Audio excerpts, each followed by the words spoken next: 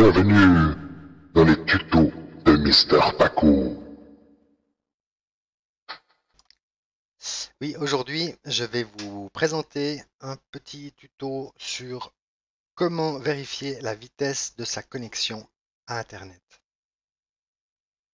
Il faut savoir que les débits Internet ne sont pas forcément les mêmes pour tous. Par exemple, quelqu'un qui utilise Internet juste pour les communications, comme les mails, les chats, un peu de navigation, n'aura pas besoin de beaucoup de débit Internet. Du coup, une petite connexion, même gratuite parfois, de 2 mégabits devrait suffire.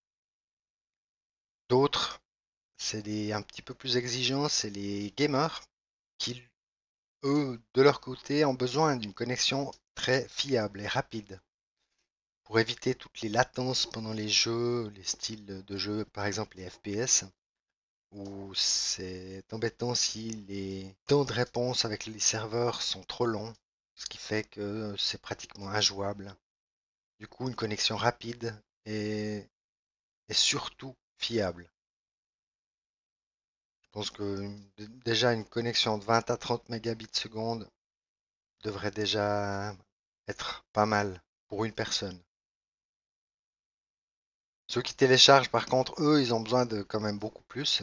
Pas forcément ceux qui piratent, mais tous les professionnels, tous les gens qui travaillent avec Internet, avec des gros fichiers, du transfert de données important. Bah là, une connexion à haut débit, c'est vraiment appréciable. Dans mon cas, l'informatique, les mises à jour des PC des clients, qu'est-ce que j'apprécie ma connexion. Il faut savoir aussi une chose, c'est que les utilisateurs de tout ce qui est vidéo, YouTube, où il y a un flux vidéo continu, sont impactés par le débit, oui.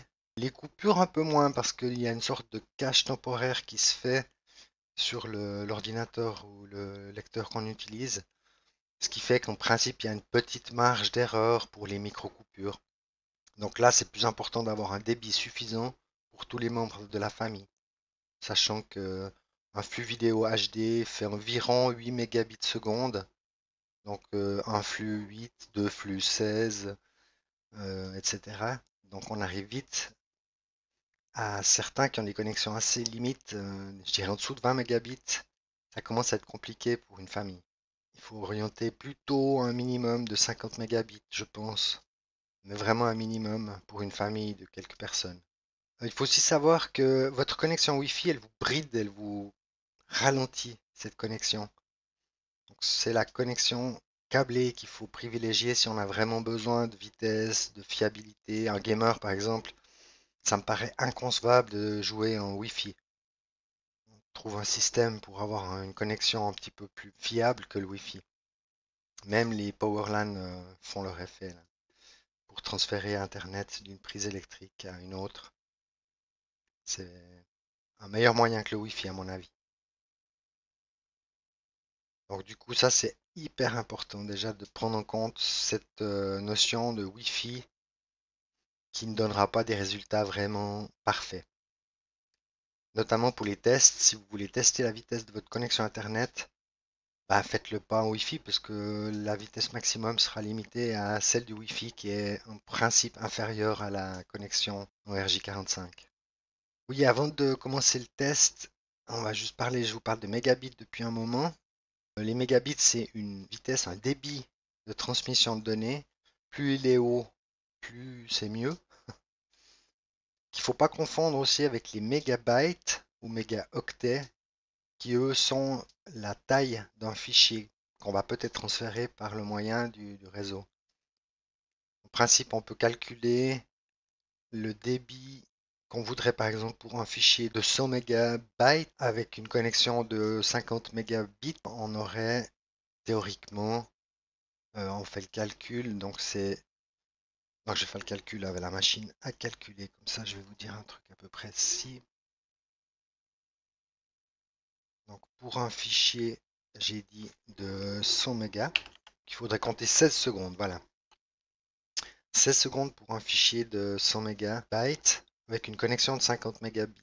Ce qui est à peu près, je dis les 50, c'était pour montrer une valeur qui est assez fréquente sur les vieux Wi-Fi, on dira, parce qu'on peut aller plus haut. Donc ça, c'est une des choses que les gens confondent souvent. Donc, mégabit, qui est la vitesse maximum de connexion, et mégabyte, qui est la taille du fichier qu'on va transférer. Maintenant, il faut aussi savoir que veut dire le débit descendant et le débit montant. Alors, c'est pas très difficile. Tout ce qui descend, on dira, ça arrive d'Internet chez nous.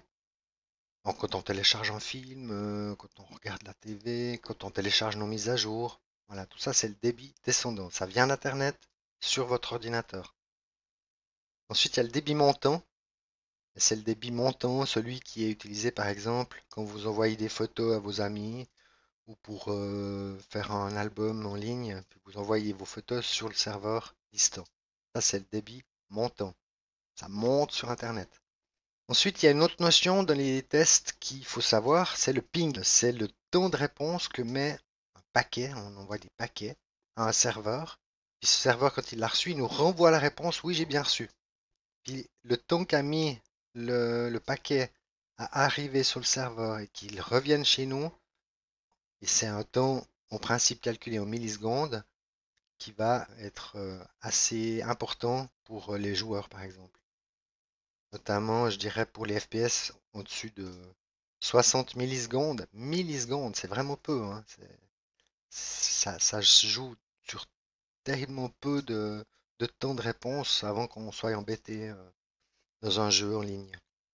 Alors du coup, ce temps de réponse, je vous montrerai après comment ce qu'on fait. Pour faire ce test, j'utiliserai Microsoft Edge, qui est le navigateur fourni avec Windows 10. Dans la barre d'adresse, vous tapez speedtest.net, Enter, et là vous arrivez sur l'interface du serveur de test de vitesse. Alors, première information, vous avez votre connexion à quel fournisseur vous êtes. Sur la deuxième, c'est un serveur sur Internet. En principe, c'est le serveur qui est à votre fournisseur Internet. Si vous ne l'avez pas, essayez-en d'autres, si possible, des serveurs fournisseurs Internet importants pour que ils puissent assumer un débit peut-être important comme j'ai avec la fibre. Je lance le test. Donc là, il va envoyer un paquet de données. En haut, il m'a marqué le ping de 3 millisecondes. Donc c'est avec la fibre, c'est assez courant. Et actuellement, j'ai un débit en téléchargement, donc un débit descendant de 936 mégabits seconde, presque le gigabit, mais on n'arrive jamais au gigabit normalement. Quand on est abonné à un abonnement de 1 gigabit comme moi.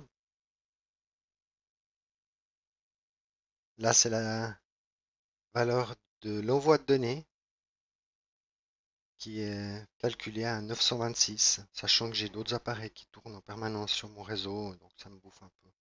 Voilà, donc là, on a déjà une approche. À présent, je viens de faire ce test, c'est comme ça. Si je le fais à 18 heures quand les gens rentrent du travail la semaine et puis qu'ils sont tous en train de surfer sur leur ordinateur ou d'avoir mis leur télévision, regarder du YouTube, etc., vu qu'il y a plein de gens qui surfent, ça limite un peu certains providers. Du coup, on a des débits qui seront peut-être moins importants à certaines périodes de la journée. Voilà, donc ça c'est le test que vous pouvez faire pour vous donner une idée sur un moment présent, à un instant T, qu'est-ce que vous pouvez faire, qu'est-ce que votre connexion vous permet de transférer. Moi, vous voyez, c'est milieu de la nuit, minuit et quelques. Donc je fais le test où il n'y a pas grand monde qui est censé être sur leur ligne internet. Donc du coup, j'ai un bon débit. J'ai pratiquement pas de changement dans la journée. Mon provider n'est pas très très grand. Du coup, il a pas forcément autant de clients que des gros connus de chez nous. Voilà, donc là, c'était pour la mesure du débit et un aperçu du temps de réponse. Donc là, c'est parfait. Si on a une connexion comme ça, franchement, c'est parfait pour jouer. Sans problème. Maintenant, on teste sur la durée. Dans ces cas-là, on va ouvrir l'invite de commande. Donc si vous la trouvez pas, vous faites une recherche avec la petite loupe qui est en bas, CMD pour commande. Vous trouvez invite de commande. Alors soit vous la démarrez en mode administrateur, soit vous cliquez simplement dessus. Moi je prends l'habitude de le faire en mode administrateur. Et là, vous êtes prêt à faire une mesure assez précise. Alors le routeur chez les gens, souvent, ils ont une adresse IP. Cette adresse IP, on peut la pinguer, souvent. Et chez moi, c'est 192.168.1.1. Et puis là, j'ai une mesure qui dure 4 tests. J'ai un temps de réponse de 1 milliseconde. Voilà, c'était instanté, un test unique. Si je veux faire mon test sur la durée, je rajoute un -t à la fin et je lance ma commande. Puis là, du coup, je peux mettre ma fenêtre qui fait sa mesure non-stop. On voit que pour l'instant, c'est super stable, 1 milliseconde, 1 milliseconde. Sur Windows, c'est limité à 1 milliseconde ou moins, mais il n'y a pas de 0, quelque chose milliseconde. Par contre, on voit s'il y a plus. Donc là, c'est moins d'une milliseconde. Ma connexion réseau à mon routeur, elle est tip top. Maintenant, je vais ouvrir une deuxième fenêtre de ligne de commande.